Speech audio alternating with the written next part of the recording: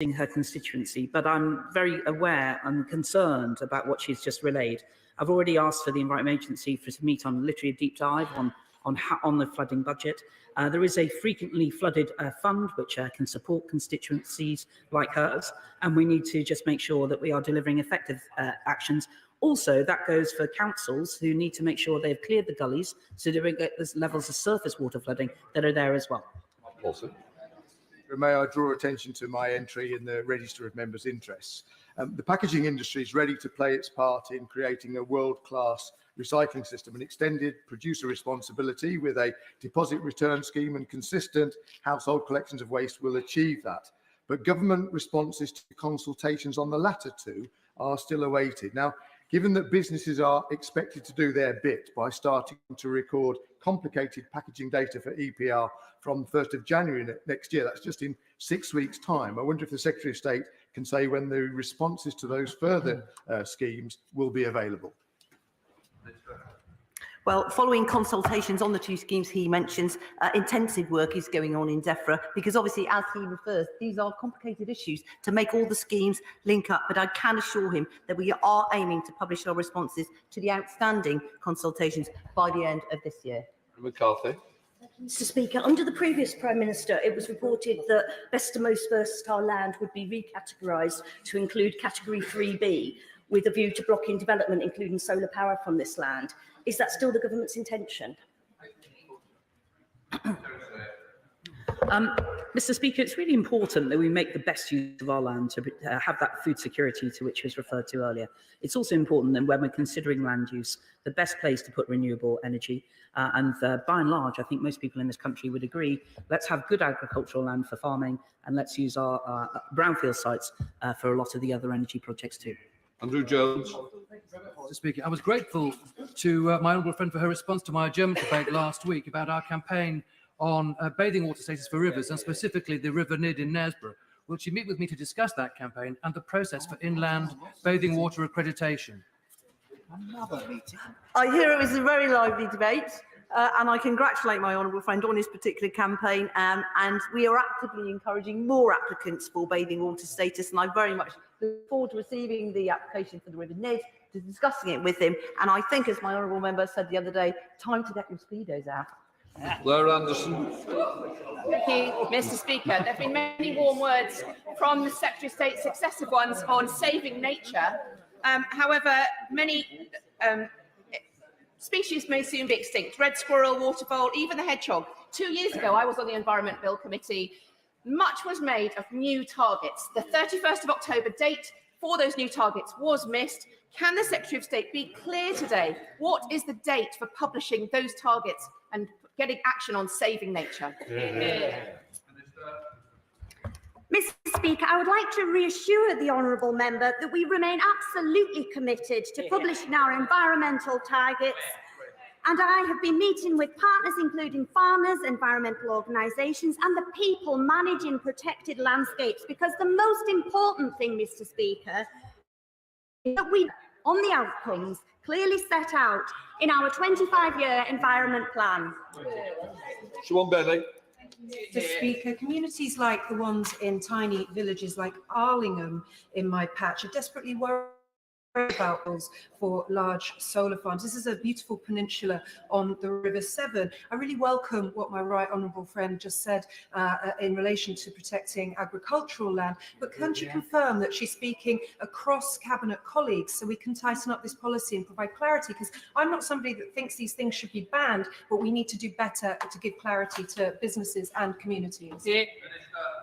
Well, I thank my honourable friend for her question. She will be aware that planning policy obviously is a matter for the Department for Levelling Up Housing and Communities, and solar policy is a matter for BEIS. But she should be assured that my officials are working closely with those departments to ensure the right balance between boosting our food production and delivering our long-term energy security. Lucas. Mr. Speaker, can the Secretary of State guarantee that the outstanding statutory deadlines that we've spoken about on air and water and so forth will be published before COP15 so that we can lead by example? And if she can't guarantee that, does she agree that that bodes incredibly ill for the utterly misguided, reckless, retained EU law bill and the deadlines in that? If we can't meet these deadlines, how are we going to meet those? Mr. Speaker, I completely understand why members of the House are concerned that the government has not come forward with the secondary legislation set out in primary, and I've already expressed my disappointment. But I do want to assure the Honourable Lady we're working at pace to get these targets in place. I'm conscious that we are still working on certain aspects of that, but I really hope to try and get them done as quickly as possible. Mr. Roberts. May I thank my right honourable friend, the Fishing Minister, for so rapidly acceding to my committee's request to set up an independent panel to investigate the cause of the mass shellfish mortality off the North East coast last autumn. Can I ask him when he expects that panel to be established and when he might expect them to report with those findings? Well, we obviously we want to set it up as soon as possible. I want them to assess all of the evidence that is available. I think all interested parties want to make sure that we can identify the challenge, and there's been a number of, can I use the term, red herrings that have been thrown into the mix. And I think establishing the true facts as rapidly as possible will be the ambition of this rapid inquiry. Mr. Oswald.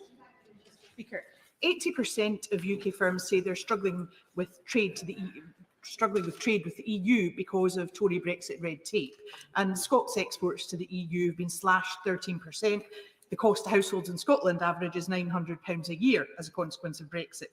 Additional Brexit checks for meat exports are being imposed on the 14th of December. That's going to further hammer the agricultural sector. So I wonder, where is the promised Brexit dividend for farmers? Because so far, all they can see from the Tories are restrictions and red tape. I think, Mr. Speaker, the Honourable Lady will one day have to accept that the result of the referendum and that Brexit took place. We're embracing those opportunities in the department. We're doing trade deals. We're promoting British products around the world, and we're very proud of what our British producers produce, and we should get on the front foot and big them up rather than be negative. Aaron Bell, final question. Thank you, Mr. Speaker. Could I welcome the Secretary of State to her, hopefully welcome her soon to Newcastle under Lyme to see Wally's quarry for herself. As she knows, it's been a major issue for my community, been blighting the community for some time. Although the odour is getting better, we still have no accountability. There are 2 investigations going on, criminal and regulatory. Does she agree with me that it's imperative that the Environment Agency bring those investigations to conclusion as soon as possible so my constituents can have justice and accountability? I cannot comment on an ongoing investigation, as he knows, but I can confirm that the EA is continuing to work really closely to regulate this operator and to consider appropriate action in compliance with the enforcement and sanctions policy. And it does include ensuring the operator continues to implement all those 20 or more measures that were recommended. And indeed, I think he would agree, are really starting to have an effect. We now come to questions to the Church Commissioners, the Public Accounts Commission and the Speaker's Committee on the Electoral Commission. Owen Thompson. Question 1, Mr. Speaker. Thank you, Mr. Speaker. And with Speaker, I will answer questions 1 and 4 together. The Commission will publish guidance for electoral administrators on implementation of the voter ID requirements in phases over the next 3 months. It was unable to publish detailed guidance before the introduction of secondary legislation, which has been subject to significant delays, but it is now before the House. It published initial guidance on planning for implementation of the Elections Act in August. Further detailed guidance will follow on voter ID, covering the application process for the Free Voter Authority Certificate and polling station processes, and it will publish a handbook for polling station staff in early 2023. Thank you, Mr. Speaker. And while it's encouraging the legislation has finally been produced, the delays were clearly lengthy, and that obviously has an impact. We all want to see smooth running of any elections. So can I ask the representative for the Speaker's Committee, what considers the committee given to the impact of these delays in the legislation and how that will result through to administrators of elections and the voters themselves? The Commission has highlighted that delays to secondary legislation leave a limited time for electoral administrators to implement the new voter ID processes and for voters to ensure that they have acceptable forms of ID. They increase the risk of ineffective or inconsistent implementation, which could affect public confidence in elections. The Commission will run an advertising campaign and work with local authorities and partners to ensure that voters are aware of the ID requirement and that they need to be able to do what they need to be able to do in order to vote. However, it reports that delays to the legislation have had an impact on its work. Thank you, Mr. Speaker. In response to voter ID pilots in 2018 and 2019, the Electoral Commission found that some groups may find it harder than others to provide photo ID, such as the millions of people living with a disability. So has the committee carried out an equality impact assessment on the voter ID regulations to ensure that these groups are not being excluded? The Commission's research has identified groups, including some disabled voters, who are less likely to have an approved form of voter ID or may need additional support to navigate the voter ID requirement. And it is working with the electoral community and partners, including the RNIB, MENCAP and Disability Rights UK, to reach disabled voters to ensure that they understand what they need to do to be able to vote. Understanding the impact of policies on different parts of society is essential. It is, however, for the government to assess the impact of its own policies. The Commission understands that the government has carried out an equality impact assessment on the voter ID provision. That's great. Jerome Mayon. Thank you, sir. Andrew Salou. Thank you, Mr. Speaker. And with your permission, I'll answer questions 2 and 6 together. Parish ministry is at the heart of the mission of the Church. The Church Commissioners will distribute £1.2 billion between 2023 and 2025 to support our mission, a 30% increase on the current 3-year period. And the lion's share of this funding will be used to revitalise parish ministry. Mr. Speaker, does my right honourable friend agree with me that the relationship between a parish priest and his or her congregation is the single most important element of outreach and service for the Church? And as such, its support should be the primary objective of church funds. Thank you, Mr. Speaker. My honourable friend is absolutely right, which is why the Church Commissioners continue to fund increasing numbers of ordinands. In 2020, 570 new priests were ordained, and there were 580 in training, with only 320 retirements. And innovative ways of attracting clergy from many backgrounds include the fantastic work of both the Peter and the Caleb streams, which I would commend to his parishes. Sir Desmond Swain. The Church Times is full of adverts for well-paid jobs at diocesan headquarters, yet clergy are spread ever more thinly across the parishes. Mr. Speaker, it's the wrong priority, isn't it? Well, I can tell my right honourable friend, who I know takes a close interest in these matters, that by far the largest share of diocesan expenditure goes on parish clergy, and many diocesan secretaries are reducing central costs to support parish ministry.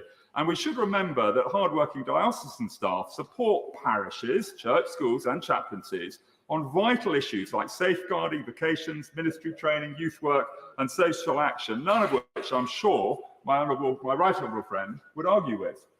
Kate Allen. Speaker, I've heard from dozens of voters in Blackburn who will be relying on free voter ID certificates, yet the government have failed to specify the security features to be included in it. Can I ask the honourable member for Lancaster and Fleetwood, representing the Speaker's Committee on the Electoral Commission? Unfortunately, this is about Church Commissioners not voting. Don't worry. Jim Shallow. And I think the reply. However, rural communities have been greatly disadvantaged by COVID. Zoom meetings as a method of contact. Attendance at churches has started to lessen as well. So there has to be a new method of reaching out in the parish ministry. The honourable gentleman referred to extra monies for this process. Is there within that process help for those who need more cars for travelling out to meet people, to have the face-to-face? That's perhaps how the future of parish ministry will be. Well, I'm grateful to my honourable friend, and I really appreciate his interest in these matters. And as I've said, the Church Commissioners are increasing the funding to the front line by 30% over the next 3 years, £1.2 billion, and it needs to go on exactly the type of initiative which my honourable friend suggests. Shrewsbury. Free, sir. Thank you, Mr. Speaker. A service of Holy Communion will be at the heart of the coronation. The Archbishop of Canterbury, the Earl Marshal and the Coronation Committee are planning the service, which will be a moment of great national rejoicing and deep spiritual significance. I'm glad that my honourable friend has emphasised that point. By immemorial custom, the coronation is a deeply religious and spiritual event. Will he convince us that the Church of England will use their influence to ensure that it remains as such, particularly the anointing? It doesn't just degenerate into a kind of dumbed down, woke fest celebration of so-called modern Britain. Well, I can reassure my honourable friend, the anointing of the monarch goes back to biblical times, recognising the outpouring of God's grace on us all and the sovereign's covenant to give his life in service to his people and his God. And it is the foundational principle underlying our constitutional settlement. Chris Loder. Thank you, Mr. Speaker. Question number 5. Thank you, Mr. Speaker. Rural clergy play a crucial role at the heart of their communities, which I know my honourable friend, like me, is deeply grateful for, and I regularly raise this issue with the Church. In his own diocese of Salisbury, over £1.25 million has been invested to support rural ministry in the Renewing Hope Through Rural Ministry and Mission project. Thank you, Mr. Speaker. I'd just like to say to my honourable friend that we have a couple of vacancies in my benefice. I hope he'll feedback on that point. But I would be particularly interested to understand what proportion of stipendiary clergy is going to long-established small and rural parishes versus what proportion is going to more resource churches, fresh expressions and other new or novel forms of church. Thank you, Mr. Speaker. I can tell my honourable friend that 24% of the population live in rural parishes and are supported by 38% of total stipendiary clergy. The figures he asked for are not held centrally as they're decided at diocesan level, but I would again commend to him the Caleb scheme, which often enables self-supporting clergy to serve in rural parishes, which many bishops are supportive of. Martin Vickers. Thank you, Mr. Speaker. I was speaking recently to a priest who serves a number of rural parishes in my constituency, and he was pointing out that church councils are being asked to for their views on the vision for the future of the church. They feel they haven't got sufficient resources to do that, but if they look for guidance from the centre, they fear church closures will be the outcome. Could my honourable friend give additional support to parishes to plan for their future?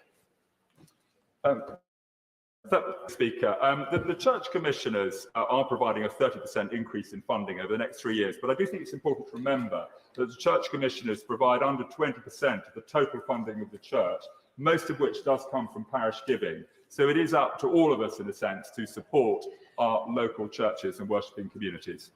Deirdre Brown. Question 7, Mr. Speaker. Cat Smith.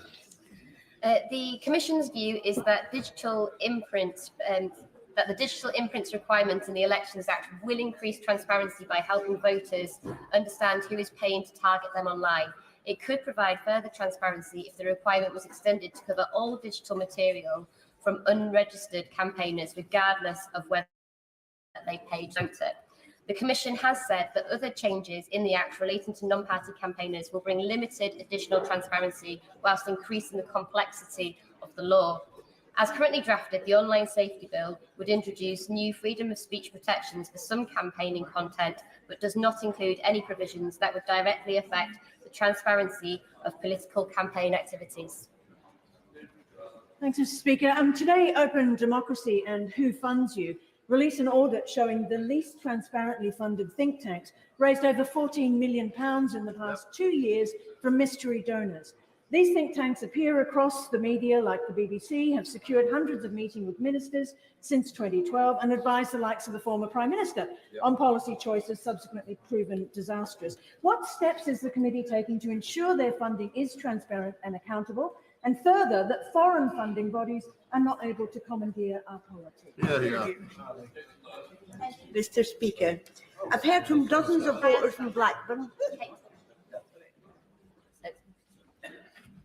Thank you, Mr. Speaker. Turning to the issue of think tank funding, the Commission regulates the spending of organisations campaigning for or against a political party or candidate during the regulated period ahead of an election or for a particular outcome ahead of a referendum. It also regulates donations to political parties and candidates. Unless an organisation is engaged in regulated campaigning activity, it will fall outside the Commission's area of responsibility. The Commission does not have a role in regulating spending on political activity more generally. On the issue of foreign money, the Commission is committed to ensuring political funding is transparent and to preventing unlawful foreign money from entering UK politics. It continues to recommend changes to the law to ensure voters can have greater confidence in political finance in the UK. This includes duties on parties for enhanced due diligence and risk assessments of donations and a requirement for companies to have made enough money in the UK to fund any donations. Thank you, Mr. Speaker. I'd like to ask the honourable member for Lancaster Fleetwood representing the Speaker's Committee on the Electoral Commission. What concern does the Electoral Commission have about the ability of local councils to administer free voter ID on a short turnaround? And can we be confident we will deliver clear improvements to the security of polls? There is a long-standing understanding between government and the electoral administrators that legislation on elections should be clear at least 6 months before it must be implemented. This would apply also to the introduction of voter ID, and the Association of Electoral Administrators has said that the timetable for implementation presents significant challenges. For the Parliament. Number 8, sir. Mr. Speaker, the majority of National Audit Office reports are considered by the Public Accounts Committee. Earlier this month, the committee took evidence on the NAO's recent report introducing integrated care systems and will report on that in due course. My honourable friend may be interested to know that today the National Audit Office has published a report on managing NHS backlogs and waiting times. The PAC expects to take evidence on this on the 20th. In 2019-20, the NHS England budget was £124 billion, which has increased this year by 23% to £152 billion. Yet despite this record extra funding, so far this year, the NHS has treated 656,000 fewer patients than during the same period in pre-pandemic 2019, a drop of 5%. Is it the Audit Office's view that the NHS has a productivity problem? Mr. Speaker, yes, it is. Indeed, the report published by the NAO today states the NHS now has a problem with reduced productivity. NHS England has estimated that in 2021, the NHS was around 16% less productive than before the pandemic. Some of this, of course, relates directly to the pandemic, but NHS England is also examining other potential causes, including reduced willingness to work overtime. Some of NHS England's new initiatives, such as surgical hubs and the transformation of outpatient services, are looking at these initiatives, are intended to produce greater productivity, and have no doubt that the National Audit Office will want to examine that in due course. Please, Mr. Speaker. The UK government intends that the voter ID requirement for UK parliamentary general elections will come into force from the 5th of October 2023. Delays to secondary legislation have impacted implementation planning. However, the Commission is working to provide support as quickly as possible, including guidance for electoral administrators in England, Scotland and Wales. It will conduct a public awareness activity in advance of any general election to ensure voters can understand what they need to be able to do in order to take part. Thank you, Mr. Speaker. Scotland didn't vote for this voter ID plan, but it's been forced upon us by this out-of-touch Westminster government. And I wonder if the honourable member can tell me, will it be the case that where general elections fall on the same day as local elections, will voters be required to show ID for some elections, but not for other elections? And that's in addition to the already significant concerns about disenfranchising so many people. The UK government does not listen to these concerns. Is this not just another situation where the best thing to do would be to make sure that nobody needs to be falling foul of this chaos, and for Scotland to move forward as an independent country? The Honourable Lady is correct to say that in the event of a UK general election falling on the same day as, for example, a local election in Scotland. It would be the case that you would need to show ID for a parliamentary election, but not for an election to the Scottish Parliament or to a local government in Scotland. The voter ID has not been introduced for any devolved elections in Scotland or in Wales, and the Commission has highlighted the challenges of different rules being put in place in different elections. Danny Krug, return, sir. Thank you, Mr. Speaker. The Church Commissioners have provided £15 million to help churches with their energy costs so they continue to act as places to worship Jesus and stay open if they're able to at other times to provide practical community support, such as being a warm hub. Thank you, Mr. Speaker. Can I thank the government for ensuring that churches are included in the package of support that businesses receive to pay their energy bills? And will my right honourable friend congratulate with me the churches across Wiltshire that have opened their spaces to people in the daytime, providing their traditional role as a place for fellowship and community and support? And will he join me, or does he agree with me, that the churches which have found it easier to fulfil this traditional role are those that have ripped out the Victorian pews, which are such an obstacle to this traditional role of fellowship? No. Well, I'm grateful to my honourable friend, and I know he's a powerful advocate for exactly this type of voluntary community action. And the Church of England will always be at the centre of such endeavours, which can be facilitated by churches which make possible the type of activity which he's mentioned. In terms of warm hubs, I'm not yet aware of any in Devizes, so I've noted some in neighbouring towns, but I'm sure my honourable friend will be encouraging his local churches to facilitate such schemes in his area. We now come to the statement. I call the Prime Minister. Thank you, Mr. Speaker. With your permission, I'd like to make a brief statement about the G20 Summit in Indonesia. But first, I'd like to address Russia's missile attacks on Ukraine this week. On the very day that I and others confronted the Russian foreign minister across the G20 summit table with the brutality of his country's actions. On the very day that President Zelensky addressed the G20 with a plan to stop the war, Russia launched over 80 separate missile strikes on Ukraine. The targets were innocent people and civilian infrastructure. The aim, to cast the population into darkness and cold. Once again, Russia has shown its barbarity and given the lie to any claim that they are interested in peace. During the bombardment of Ukraine on Tuesday, an explosion took place in eastern Poland. The investigation into this incident is ongoing, and it has our full support. As we have heard the Polish and American presidents say, it is possible that the explosion was caused by Ukrainian munition, which was deployed in self-defense. And whether or not this proves to be the case, no blame can be placed on a country trying to defend itself against such a barrage. The blame belongs solely to Russia. I spoke to President Duda yesterday to express my sympathy and pledge our solidarity. I also spoke to President Zelensky on a joint call with Prime Minister Trudeau to express our continued support. And I met my G7 and NATO counterparts at the sidelines of the G20.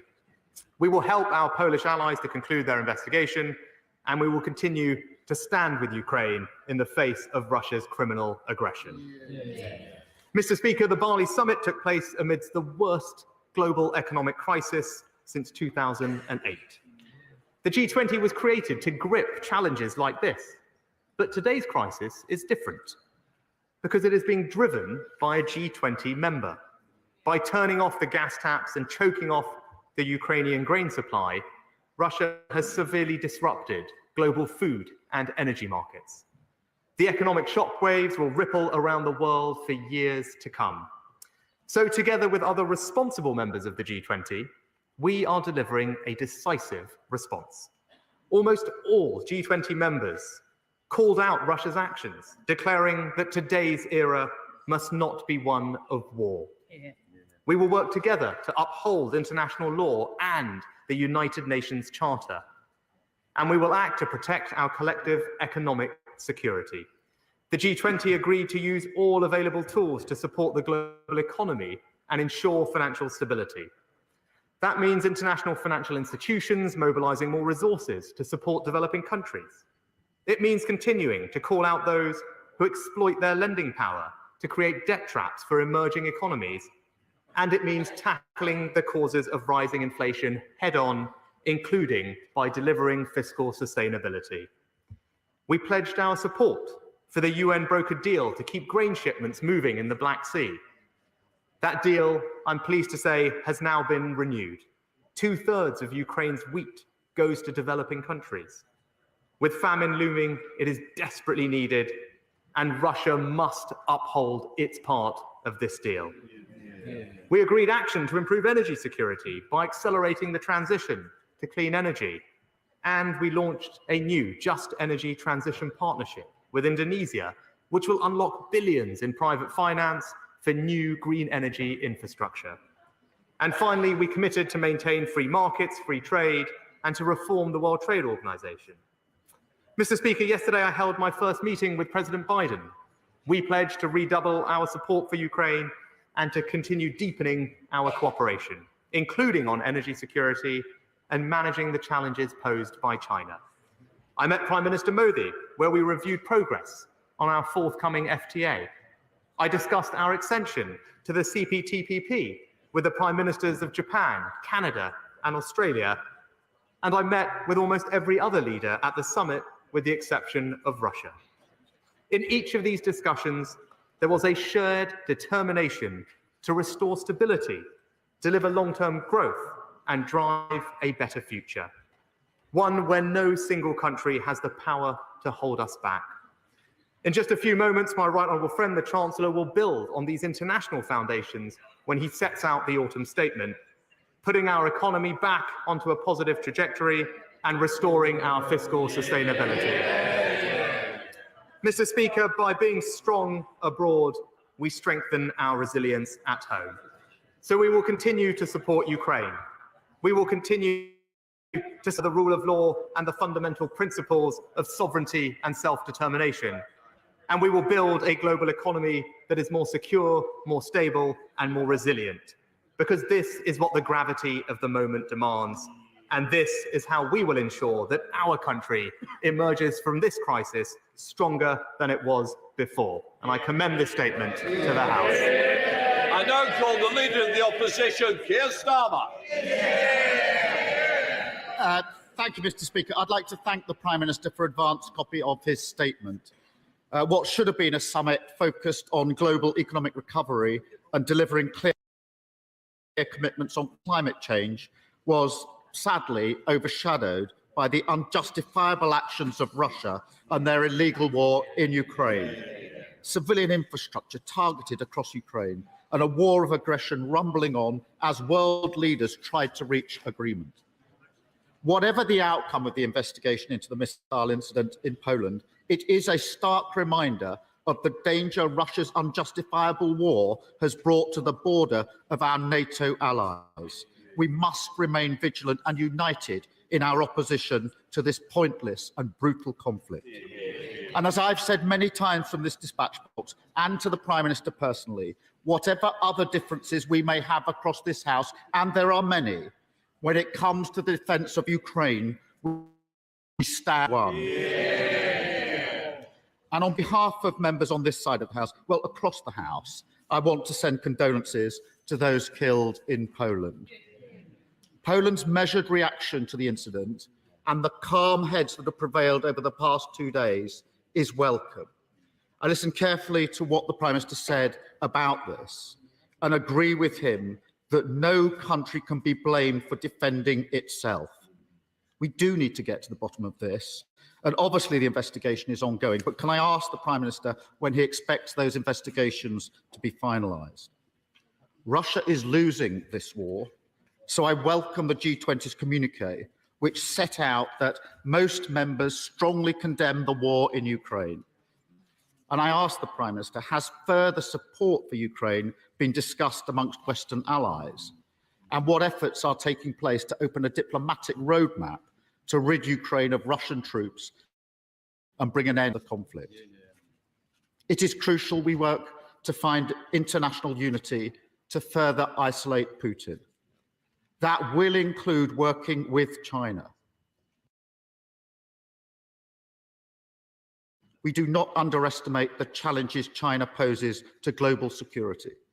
And we must defend the human rights of the Uyghur and democracy in Hong Kong. But our approach must be measured, and it is in our interest to work with China on the climate crisis, trade, and most importantly, isolating Putin. I would see constructive dialogue on these issues between President Biden and President Xi. And I'd like to ask the Prime Minister if he believes this summit marks a change in Western-China relations, and whether his government is now taking a different approach from his predecessor to British-China relations. Mr. Speaker, after a decade of low growth in this country, it's crucial we open new trade opportunities. Prime Minister has said he met Prime Minister Modi, where a future UK-India trade deal was discussed. This deal has previously been put in doubt by his Home Secretary, indicating she would not support it. Labour does support a trade deal with India. We believe this can bring new opportunities to promote and create new jobs here in Britain. So can he tell us when he now expects this deal to be completed? And if measures on visas will be included in the overall deal? And if so, can he guarantee his whole cabinet will actually support it? Can he also tell us whether in his meeting with President Biden, the UK-US trade deal was discussed? Or can we assume that this deal now has no prospect of being delivered anytime soon? Lastly, Mr. Speaker, can I ask the Prime Minister whether the Northern Ireland Protocol was raised by either US or EU colleagues? Failure to make progress is hurting British research, development and trade, all at a time when we need to remove barriers for British business. Fixing this issue could lead to a better relationship with our biggest trading partners, an opportunity for our scientists and our exporters, an end to the past 2 years of unnecessary fights and division. So when is he going to deliver? Mr. Speaker, our international alliances have never been so crucial for global stability and our own stability. We on this side of the House know that standing up to Russia's aggression will require further sacrifice. But we must make those sacrifices because taking no action is not an option. The message from all of us must be clear. Ukraine will win and Putin will lose. Democracy and liberty will defeat imperialism again. Thank you, Mr. Speaker. Well, Mr. Speaker, can I start by thanking the right honourable gentleman for his words about the situation in Ukraine and Russia, and for his condemnation of the Russian aggression and steadfast support for the government and indeed this whole House's position on Ukraine. He's right to ask about the further support that we'll be providing. He'll know that we have provided £1.5 billion in economic and humanitarian support to Ukraine, alongside obviously the military assistance. We are hosting a reconstruction conference in the UK next year, and there's an ongoing dialogue about what further support that the Ukrainian government needs from us and others. In the short term, we are in the process of providing 25,000 pieces of winter equipment for the brave Ukrainian soldiers, but also funding to help restore some of the damage done to their energy infrastructure, which I know has been warmly welcomed by President Zelensky. Just to briefly turn to some of his other questions, on China, I very much supported President Biden in his meeting with President Xi. The President and I discussed that meeting at length. I believe that our approach to China is aligned entirely with that of the US and indeed our other allies like Canada and Australia. Of course, China poses significant challenges to our values, our interests, and indeed our economic security. It's right that we take the steps necessary to defend ourselves against them, but it is also right to engage in dialogue where that can make a difference on solving some of the pressing global challenges that we all collectively face. He asked about the Northern Ireland. I have discussed this issue with both my European counterparts and indeed the President in various meetings, not just at the G20. I remain committed to finding a solution to the challenges posed by the protocol. It is clearly having an impact on families and businesses in Northern Ireland. The people of Northern Ireland deserve to have a functioning executive, particularly at a time like this, and it's something that I will devote my energies to bringing about. And I've had so far very constructive with both the President and our European counterparts, including the Taoiseach last week on this particular issue. On trade, I think the broad overarching comment I would make to him is, when it comes to trade deals, whoever they may be with, what I won't do is sacrifice quality for speed. I think it is important. I think it is important that we take the time. It is important that we take the time to get trade deals right. Of course, this government believes wholeheartedly in the power and the benefits of free trade. It's something that we will champion around the world. With regard, I did discuss the free trade agreement with India, and both the Prime Minister and I committed our teams to working we can to see if we can bring a successful conclusion to those negotiations. With regard to the US, their priorities are in lots of different areas, but with regard to trade, what we are doing, and the President and I discussed this, we are deepening our economic relationship. The United States is already our single largest trading partner. We're doing more with individual states to broaden our trade relationships, and we've seen recent action on tariffs with regard to steel, aluminium, and agricultural exports, all of which is good for the UK economy. And of course, we are in the process of some exciting conversations about joining CPTPP. That is real evidence of our country's commitment to the Indo-Pacific region. Is something that is supported by the Prime Ministers of Canada, Australia, and Japan, and hopefully we can bring those negotiations to conclusion in the near future. And lastly, Mr. Speaker, I just say that my reflections on the summit and indeed on attending COP are that the United Kingdom is at its best when we are an engaged and active member of the global community, where we are standing up for our values, where we are defending our interests, but also spreading prosperity and alleviating poverty. I'm pleased to have had conversations with so many leaders over the past couple of days. It confirms to me that they very much welcome the UK support in achieving all of those objectives, and that's what this government will set about doing. Chair of the Select Committee, Alicia Kearns. Dialogue is never weakness. So will my right honourable friend tell us when he intends to reschedule his meeting with Xi Jinping? Because this is not an endorsement of the Chinese Communist Party, but an opportunity to set forward our red lines, particularly on the hostile actions we've seen on UK soil in the last month. But we do also need to see shortly a strategy from the Prime Minister on China. Will he also inform the House what progress is made at the G20 on isolating Russia, with India and other nations who are not as aligned with us on Ukraine, because they are key to global stability and also to ending bloodshed? Well, I thank the Chair of the Foreign Affairs Select Committee for her excellent question. She's absolutely right about the importance of dialogue. She would have heard what I said to the Leader of the Opposition. We are in the process of refreshing our integrated review, and no doubt our approach to China will be a part of that. But in the meantime, she's right that dialogue also offers the opportunity for us to raise issues of concern, defending our values and interests, particularly with regard to areas like Hong Kong, which we will continue to do as the opportunity arises. She's also right to point out the position of those non-aligned countries. I think we should all take enormous comfort from the fact that the G20 communique was actually agreed.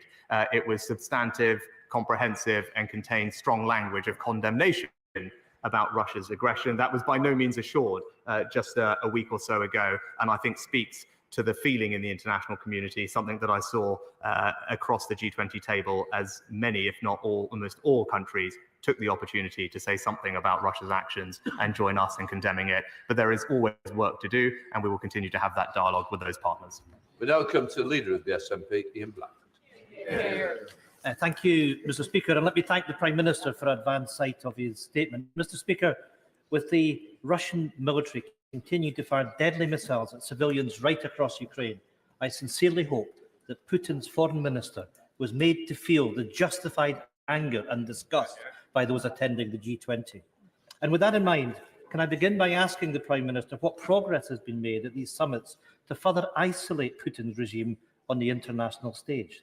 The whole world must stand together on Russian sanctions, and we must make sure that those responsible for crimes against humanity face justice. And what progress has been made to ensure there is no weakening in the international resolve to stand with Ukraine until the victory for their people. Mr. Speaker, in terms of G20 discussions on the economy, the Prime Minister and the Chancellor keep referring to the global factors to blame for the financial crisis facing families across these islands. It's the excuse that they are using to impose austerity 2.0 in today's financial statement.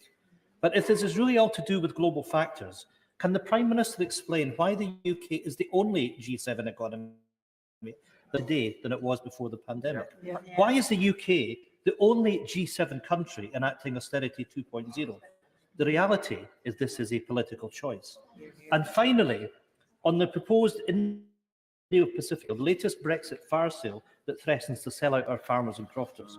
Not only this evidence continues to mount that the Brexit effect to reduce our economy by 4%, a factor that is Tory austerity. Just week we heard from the former DEFRA Secretary, who retrospectively ripped apart the trade deal with Australia and the damaging impact it will have on our agri-food sector. A deal, I would remind the opposite benches, endorsed by every single Conservative MP. So can the Prime Minister explain to Scotland's food and farming industries why he is so committed to pursuing yet another Brexit deal which will deliver a hammer blow to their businesses? Mr. Speaker, I welcome the honourable gentleman's comments about Russia and Ukraine. Thank him for those. He should be reassured that the Russian Foreign Minister felt, I think, the full assault of allies, including the United Kingdom, in Putin's absence, of the absolute outrage that the international community feels at what is happening, and that will continue to do so when Russia attend these fora. With regard to farming, this government is an absolute champion of British farming and farmers. It will remain the case, and it will continue. And it will continue to find opportunities to put great British produce on the tables of many more families around the world, and that's what we will continue to do. I'll just briefly address his comments on the economy, because I just point out, I mean, he had a few different stats. It's worth bearing in mind that we've just come from a G20 summit where 2/3 of those G20 members sitting around that table are experiencing inflation rates north of 7%. The IMF predicts that 1/3 of the world's economy is already or will shortly be in recession. And if he took the time to read the G20 communique, that actually the global picture is very clear. Countries around the world are grappling with high energy prices and rising interest rates. And indeed, many countries around the world, like us, have committed, as does the international community, to ensuring fiscal sustainability as a path to improving those. That is absolutely the challenge that we confront. It's absolutely the challenge that the Chancellor will meet head on, and we will make those decisions with fairness and with compassion. So this Defence Select Committee to my son. Thank you, Mr. Speaker. Could I strongly welcome the Prime Minister's words at the G20 in condemning Russia's aggression in Ukraine. I've just returned from Odessa with the Defence Select Committee, where there is huge appreciation for the British efforts in supporting Ukraine at this time. But just 1/5 of those grain ships are able to get out compared with prior to the war. And with Russia's maritime force severely diminished, Odessa is calling out for a new, more efficient grain deal. Would the Prime Minister agree to meet with me to look at securing a UN General Assembly resolution bypassing the Security Council, which would grant Odessa humanitarian safe haven status and the formation of a UN-led maritime force so those vital grain ships can be escorted safely out of Odessa?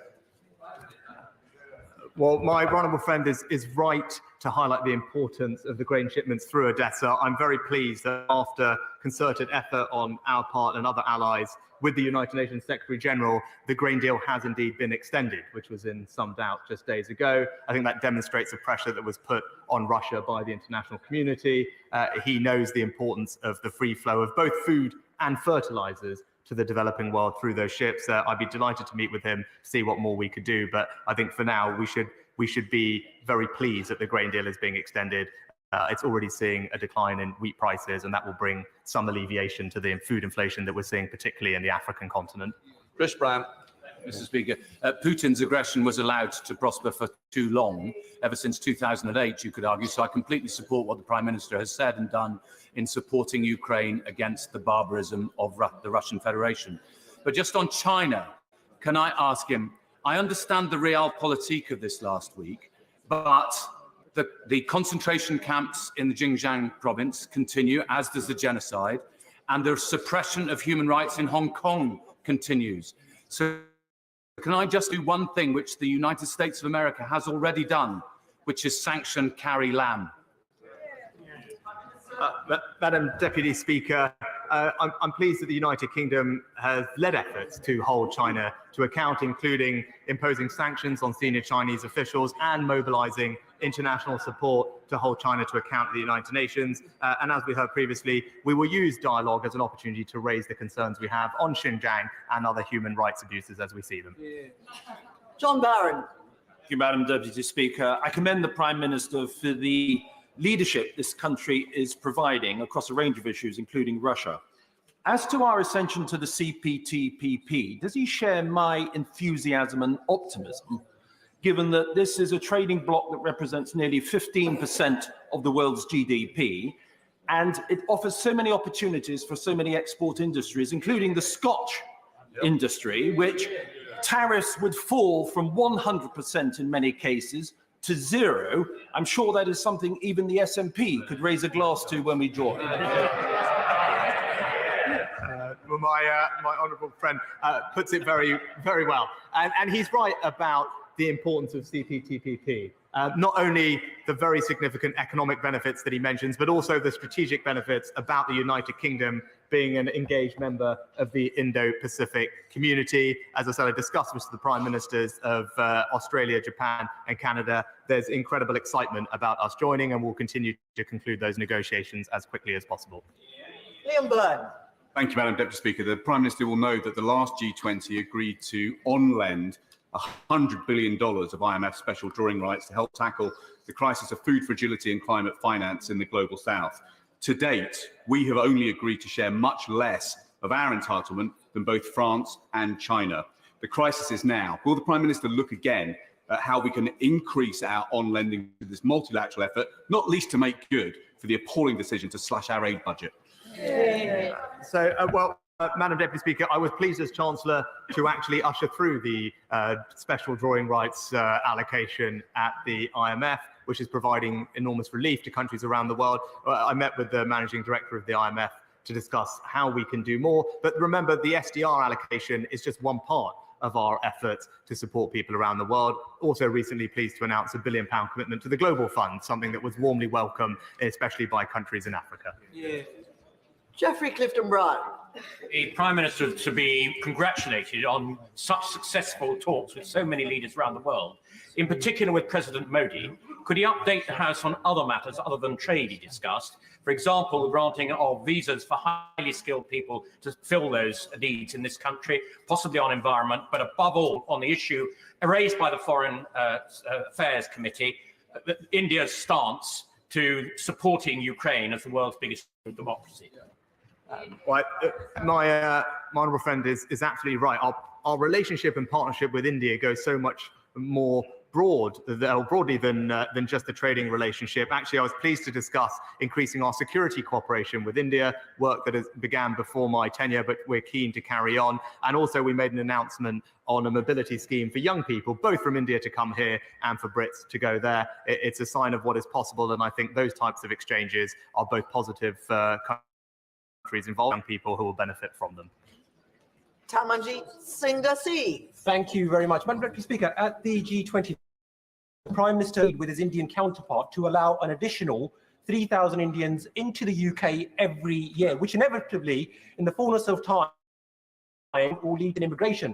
But at the same time, the Home Secretary has been busy spouting anti-immigrant, anti-refugee dog whistle rhetoric, including incendiary remarks against international Indian students, which so incensed people within India. So who exactly is in charge of immigration policy? Is it the Prime Minister or the wannabe Prime Minister? Madam Deputy Speaker, I'm disappointed with the honourable gentleman's comments because I know he doesn't believe that. I think he can actually take comfort from the announcement that we just made, which is good also for Indian students as well as it is for British students to be able to go back and forth. That is a good thing. And what the Home Secretary is rightly focused on, and nothing dog whistle about it, is clamping down on illegal migration. That's something that the British people rightly expect and demand, and it's something that the Home Secretary and this government will deliver. Michael Fabricant. Thank you, Madam Deputy Speaker. The Leader of the Opposition said correctly, Russia is losing this war. And like a wounded animal, it is lashing out, using weapons now, we believe, from Iran and also from North Korea. Was any consideration given to additional sanctions on those two countries and also possibly excluding Russia from membership of the G20? I say to my honourable friend, the G20 is not like the G7. It's a broader grouping of countries that works by consensus. So it is not possible to expel Russia in the same way. But what he will take comfort from is that we use the opportunity to unequivocally condemn Russia's actions. With regard to sanctions on Iran and others, he will know or may be aware that we have recently imposed new sanctions on Iran, but related specifically to their treatment of in the recent demonstrations. It's the right thing to do. The behaviour of the Iranian regime is not acceptable, and we should hold them to account for it. Hilary Beck. Thank you very much indeed, Madam Deputy Speaker. Facing the worst drought in 40 years, tens of millions of people in East Africa are going hungry. Children are dying of malnutrition, and the United Nations expects a famine to be declared before the end of the year. While recognising the humanitarian aid that the UK has already given, does the Prime Minister recognise that the international community now needs to do more to save lives and not wait for that formal declaration of famine? Well, Madam Deputy Speaker, the UK is all tackling this issue head on. At UNGA, we announced funding in particular for famine support in Somalia, and our work on helping to secure an extension to the Black Sea Grain Initiative will make an enormous difference to the people he rightly cares about, as do I. But I'd also let him know that countries in Africa were very pleased by our commitment to the Global Fund, because they know that will also help alleviate some of the difficulties that they're facing. Siobhan Bailey. Deputy Speaker, multinationalism has never been more important given current global pressures and threats not affecting the people of Ukraine. But despite Twitter mainly having a meltdown over flowery shirts, as this was his first G20 as Prime Minister, can my right honourable friend tell us how useful he found the meeting for relationship building and consolidating joint international working? Well, I can say to my honourable friend, of course these summits are helpful in coordinating global action on tackling challenges like inflation or indeed supporting Ukraine.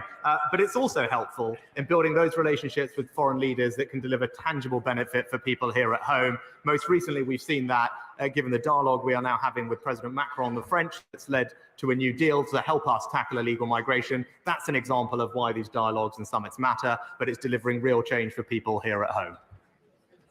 Ben Bradshaw. Thank you, Madam Deputy Speaker. And further to his replies about our relationship with India, why are Britons alone in Europe currently excluded from the Indian e-visa scheme, which is doing more damage to our hard-pressed travel and tourism sector and extreme inconvenience for British families who want to visit relatives in India in the months to come? Did his discussions with Prime Minister Modi give him any hope that this ban might be lifted anytime soon? I can tell my honourable friend it is something that we discussed and raised. Of course, I would like to see the United Kingdom included on the e-visa scheme, and he can rest assured that we'll continue to raise it with our Indian counterparts. Shailesh Vora. Speaker, would my right honourable friend confirm that in his conversations with President Biden of the US and his counterparts in the EU, he has made it absolutely clear the UK's intention to preserve the integrity of the Good Friday Agreement? And would he also confirm that in so doing, it is not unreasonable for the UK, an independent and sovereign nation, to be able to maintain its own economic integrity? I can give my right honourable friend that assurance. Of course, the territorial integrity of the United Kingdom is important and must be preserved, and that is under some stress, as we have seen in Northern Ireland, that he knows very well from his previous role. And he has my commitment to the Good Friday Agreement, something that I discussed not only with our European counterparts, but also the President. We remain committed to delivering all strands of that agreement, and that's what I will work tirelessly to do. Patrick Grady. Mr. Speaker, were there any discussions at the G20 about the situation in Iran? I've heard from a lot of constituents who want to express their solidarity with the protesters and their outrage at the way the regime is cracking down on them. So what steps can the G20 take to support progress towards stability and democracy in Iran? Well, the protests send a clear message that the Iranian people are not satisfied with the path that their government has taken. As I was mentioning, we have now sanctioned 24 extra people, both political and security officials, for their role in the crackdown on protesters. And my right honourable friend, the Foreign Secretary, recently summoned Iran's most senior diplomat in the UK to make clear that we do not tolerate threats to life and intimidation of any kind. Sir Christopher Chu. Madam Deputy Speaker, does my right honourable friend agree that Putin was emboldened to attack Ukraine by the continuous appeasement of Western democracies over many years? And why does he not think that a similar appeasement of the Chinese dictatorship will not result in a similar disaster? So I'd just say to my honourable friend that our approach to China is in complete alignment with the United States, with Canada, on Australia. It is one that is absolutely clear-eyed about the challenges that China poses to our values and to our interests and to our economic security. And that's why it's right that we take robust action to defend ourselves against that, as we saw just yesterday with the decision on Chinese investment in a sensitive industry in this country. Dame Diana Johnson. Thank you, Madam Deputy Speaker. One of the key global challenges facing the G20 is migration and refugees. And I know this country has a proud history of fulfilling our international obligations to the most vulnerable, including children. So could the Prime Minister just confirm that no unaccompanied asylum-seeking children under the age of 8 are currently being held at Manston? And if he doesn't know the answer, could he write to me as a matter of urgency? I'll be happy to write to the honourable lady. She'll know well that we have different processes and procedures in place for unaccompanied asylum-seeking children to make sure that they get extra safeguarding protection as they rightly are due. And I'll get back to her with an update on where we are. Robbie Moore. Thank you, Madam Deputy Speaker. Russian attacks on Ukrainian energy infrastructure in recent weeks just show the full extent of Putin's complete desperation. So can the Prime Minister confirm that the UK is providing Ukraine with the energy equipment and the support that they need to help repair their infrastructure so that they can keep their lights on and their heat coming in the months ahead? Yeah, my honourable friend is absolutely right to raise this particular need of the Ukrainians. It's something that I've discussed a couple of times with President Zelensky, and I can assure him in the House that we are playing our part in providing funding and expertise to help resolve some of the issues, and the Ukrainians, I know, are very grateful for that support. Caroline Lucas. Thank you, Madam Deputy Speaker. The communiqué urged all parties to finalise and adopt the forthcoming COP15 Global Biodiversity Framework in Montreal. At this crisis time for nature, both globally and at home, he'll know the importance of leading by example. So as well as accelerating the UK's domestic environmental agenda, will he ensure that he's not forced into another last-minute U-turn as we saw ahead of COP26? Will he commit now to attending COP15 in person and show that leadership? Madam Deputy Speaker, I don't think anyone can doubt our commitment to biodiversity and nature. It was something that the United Kingdom proudly led at Glasgow last year to put it on the agenda. We'll have a range of different people attending Montreal, but I was very pleased that we ensured that the G20 communiqué reaffirmed the G20's commitment to the targets that were set at COP. That was something that we fought very hard for, and we should all rightly be proud that it is there in the G20 communiqué. Roman Chishti. Speaker, can I ask the Prime Minister a specific question with regards to the conversation he had with Prime Minister Trudeau? The United Kingdom and Canada have a specifically close relationship by being members of the G7, G20, Five Eyes, NATO and the Commonwealth. Whether it's friendships in Parliament or whether it's friendships with world leaders, one needs to know where they stand. Can I ask the Prime Minister, did he ask Prime Minister Trudeau with regards to Canada stepping up to its 2% GDP towards NATO? And did the United Kingdom ask Canada to do more in the high north, the Arctic, where we face greater threat from Russia and they have a specific expertise in that area?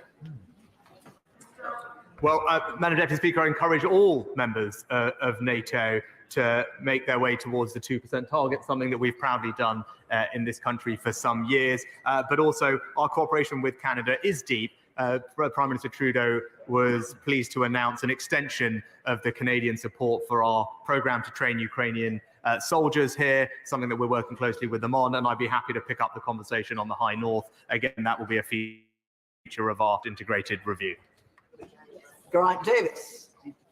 The Prime Minister knows that the Energy Charter Treaty enables fossil fuel companies to sue governments who pass legislation that undermine their future profits in the name of climate change, and which is why Germany and France have announced they're withdrawing, as are Poland, Holland, Slovenia and Spain. So when does he anticipate the UK withdrawing from the Energy Charter Treaty, or does he put for profits ahead of climate change? And will he raise this within WTO reform? Well, the Honourable Gentleman mentioned a range of other countries in regard to fossil fuels. Actually, it was the United Kingdom who led through COP last year in making sure that we end the climate finance for coal plants, something that actually other countries do need to catch up with us on, and we will continue to champion that in all these forums because that's the right thing to do, and it was a commitment we made at Glasgow that needs to be upheld. Richard Drax. Madam Deputy Speaker, having just returned from Ukraine myself with the Defence Committee, along with my right honourable friend, can I tell the House how movingly grateful they are to all the support we give, and in particular to my right honourable friend for his outstanding leadership of this country fighting this Russian aggression. However, there are shortages of food, ammunition and military equipment. And while we in the United States are doing our bit, there is concern other countries are not. Can my right honourable friend inform the House during the G19 or G20 meeting, did he have any feedback from other countries that they're going to step up to the plate like ourselves and the Americans to do? Well, my honourable friend is about the need to continue supporting Ukraine for as long as it takes. That of all our conversations with allies, there's lots of different ways people can play their part. For example, as I mentioned, the Canadians recently extended their training Ukrainians here, but he's right that we need to keep up the pressure. The UK has shown great leadership alongside America, and we will jointly encourage others to follow our lead and make sure that Ukraine can be in the strongest possible position for bringing an end to this awful conflict. Daisy Cooper. Thank you, Madam Deputy Speaker. Does the Prime Minister agree with me that private citizens in the UK should follow the example of several British businesses and sell any shares that they have in businesses that still operate in Russia? Madam Deputy Speaker, the United Kingdom took the lead in imposing some of the most stringent sanctions, economic sanctions on both the Russian economy, Russian businesses, and indeed Russian individuals. It's pleasing that other countries, and we will continue to push other countries to follow our lead with sanctions, and we will continue to tighten them where we think it can make a difference. Stephen Hammond. Thank you, Madam Deputy Speaker. Can I thank my right honourable friend for his update on trade talks? Can I ask him whether in those talks there was any discussion about extending the arrangements to include our #1 industry, finance and professional services in those arrangements? Actually, my honourable friend knows this area well, and that's why it's important that we take the time with trade deals, because often services liberalisation, which he rightly knows is very important for our economy, does take longer to negotiate than simple tariff reductions on goods. Our economy has an incredible services sector. It's important that they benefit from trade deals going forward, and that's what I want to make sure happens. Barry Gardner. Thank you, Madam Deputy Speaker. When the Prime Minister met with Crown Prince Mohammed bin Salman earlier this week, did he challenge him on the way in which Saudi Arabia has been blocking the proposal at COP27 for the phase down of all fossil fuels? Madam Deputy Speaker, we had a wide-ranging conversation on a range of topics, including climate change. We are very much committed to our obligations under the COP agreement, and we very much welcome Saudi Arabia's commitment to be net zero by 2060. There's lots of different opportunities for them to play their part as COP presidents coming up, and we will look forward to supporting them in that endeavour. Ruth Edwards. The last few years have shown us the importance of resilient supply chains. Can my right honourable friend confirm that a priority for his discussions with allies at the G20 was decoupling our supply chains from authoritarian regimes in key areas such as critical minerals and products like semiconductors? Yeah, my honourable friend makes an excellent point, and I'm pleased to tell her that just yesterday, the business secretary made a decision with regard to semiconductors, which should give her and others confidence that we take this incredibly seriously. I discussed critical minerals with many of our allies around the world, and I'm pleased to say that Japan, with their G7 presidency next year, will put economic security at the heart of our collective agenda. Kevin Brennan. Deputy Speaker, on Northern Ireland, it's reported today in the Times that the Prime Minister promised President Biden that the issues surrounding the Northern Ireland Protocol would be solved by next April. Was that the commitment that he gave to President Biden? And with a long, hard winter facing the people of Northern Ireland without a government there in place, shouldn't there be a greater sense of urgency from the UK government to sort this out? Well, Madam Deputy Speaker, as I've said, actually, publicly and clearly, I want to see a resolution to this issue as soon as possible. It's why I spoke to my counterparts in Ireland, the European Commission and others almost the first day I took office, and I'm working very hard to try and bring about a negotiated settlement to the challenges we face. But those challenges on the ground are real. Businesses, families, communities are suffering as a result of the protocol. I've made that point loudly and clearly to all our counterparts, and I've urged them to show flexibility and pragmatism in their response so we can get the situation resolved and get the executive back up and running, because that's what the people of Northern Ireland deserve. Richard Graham. Madam Deputy Speaker, I congratulate G20 and its chair on their final communique with unanimous condemnation of the continued invasion of Ukraine, and the Prime Minister and other Western leaders on their work to de-escalate tensions between the West and China. Would my right honourable friend agree with me that apart from the important work that he is doing multilaterally in the TPP and bilaterally with India on the FTA, there are also other bilateral opportunities with leading Asian countries? And will he encourage their heads of government to do working visits to the UK? Yes. I actually will do that. And can I also congratulate my honourable friend on his reappointment as a trade envoy to Indonesia. It's a region he knows particularly well, and he's done fantastic work in deepening our bilateral relationship with a country that is going to play an increasingly important role in the global economy as one of the third largest democracy in the world, one of the largest Muslim countries in the world, and will soon to be a top 5 economy. It's right that we have deep relationships with Indonesia, and I thank him for his part in making sure that that is happening. Flora Anderson. Thank you, Madam Deputy Speaker. Water and sanitation is a major global crisis causing conflict, migration, equality for women and girls, and health outcomes which are easily preventable. Can the Prime Minister confirm whether he had conversations about the water and sanitation crisis with other G20 members, and will he reverse the 80% FCDO cuts to water and sanitation projects? Well, Madam Deputy Speaker, the conversations I had with other leaders were incredibly appreciative of the role that the United Kingdom is playing in helping to tackle suffering, poverty and poor sanitation around the world. Particularly what was highlighted was our recent commitment of £1 billion to the Global Fund, as well as our track record in supporting countries to alleviate famine. Those are things that everyone in this House should be proud of, and this government will continue to champion. Laura Farris. Thank you, Madam Deputy Speaker. The whole House will welcome the shared commitment to the defence of Ukraine and the rule of law.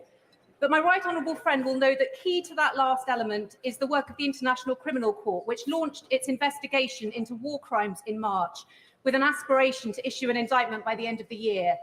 Can he confirm that the UK will continue to do all it can to support their work, including the difficult task that lies ahead of obtaining custody of Russian military generals to stand trial? Well, obviously, this is an area my honourable friend knows well, and she's right to highlight it. I'm pleased to tell her the United Kingdom was out in front in providing both technical and financial resources to the efforts to gather the evidence. And I know the Justice Secretary is in touch with the British prosecutor as well, and the team will have our full support. Alison Tulis. Madam Deputy Speaker, when the Prime Minister met with Prime Minister Modi, did he raise the case of Jagtar Singh Johal, who today has been held in arbitrary detention for 1,840 days? The Sikh community in Scotland are incredibly concerned about this situation. So what takes in the Instagram photographs, or did he raise this case? Madam Deputy Speaker, we've consistently raised our concerns about Mr. Jahal's case directly with all levels of the Indian government. I discussed more generally the issues around extradition with Prime Minister Modi, and the Foreign Secretary raised this case with India's Minister of External Affairs just last month on his visit to India. Mr. Mayhew. He's made reference to the dangers of debt traps for emerging economies. Can he give further information on what steps the United Kingdom has taken to provide emerging economies with alternatives to Chinese money? Well, my honourable friend is right to highlight the need for sensible alternatives. We tend to work not just bilaterally, but also multilaterally through things like SDR recycling at the IMF. The new Resilience and Sustainability Trust that was established was done so with UK leadership, and indeed the new debt ceiling initiative is something that I championed as Chancellor, and we need to make sure that we deliver on it. Toby Perkins. Thank you very much, Madam Deputy Speaker. The Prime Minister laid out his approach to trade deals in his statement. Well, he will be aware that while he was there, the Right Honourable Member for Camborne and Redruth was describing the trade deal with Australia as not a very good deal for the United Kingdom. Does the Prime Minister agree with the Right Honourable Member, who was formerly the Environment Secretary? And if so, what's he going to do about it? Before the Prime Minister attempts to answer the question, there's far too much noise in the chamber. I mean, you would think that people were anticipating something happening and chatting amongst themselves instead of giving their full attention to the important answers the Prime Minister is giving to important questions. Prime Minister. Thank you, Madam Deputy Speaker. Maybe not as important as what's about to come from the Chancellor, but all trade deals involve give and take on both sides. The Australia trade deal will open up new markets for 3 million British jobs, which is fantastic, reduce prices for Australian goods and make it easier for young people to move back and forth between those two countries. And going forward, we will ensure that our trade deals work for the UK. That's what we'll deliver. Rob Butler. Thank you, Madam Deputy Speaker. The Prime Minister has reaffirmed the government's strong commitment to supporting Ukraine in the face of Russia's illegal and inhumane invasion, and underlined the leadership that we provided to other countries. Can he confirm that our superb armed forces will continue to provide the appropriate support, especially in training Ukraine's brave defenders, so that evil cannot triumph, that Putin fails, and did he encourage other G20 members to do likewise? My honourable friend makes an excellent point, and it's an issue that he's rightly championed on previous occasions. I can give him that reassurance. The NATO Secretary General was just in the United Kingdom days ago, visiting the training that we're providing for Ukrainian soldiers. It's something that is looked at favourably by many allies around the world, which is why Prime Minister Trudeau pleased to confirm when he was with me an extension to Canadian support for that programme, and hopefully many more countries will follow. Tony Lloyd. Madam Deputy Speaker, it's not so many months ago that any international conference like the G20 would have been seized with the situation in Afghanistan. Afghanistan has now gone off the agenda, but the humanitarian crisis there is one that is moving into absolute tragedy as people are facing starvation.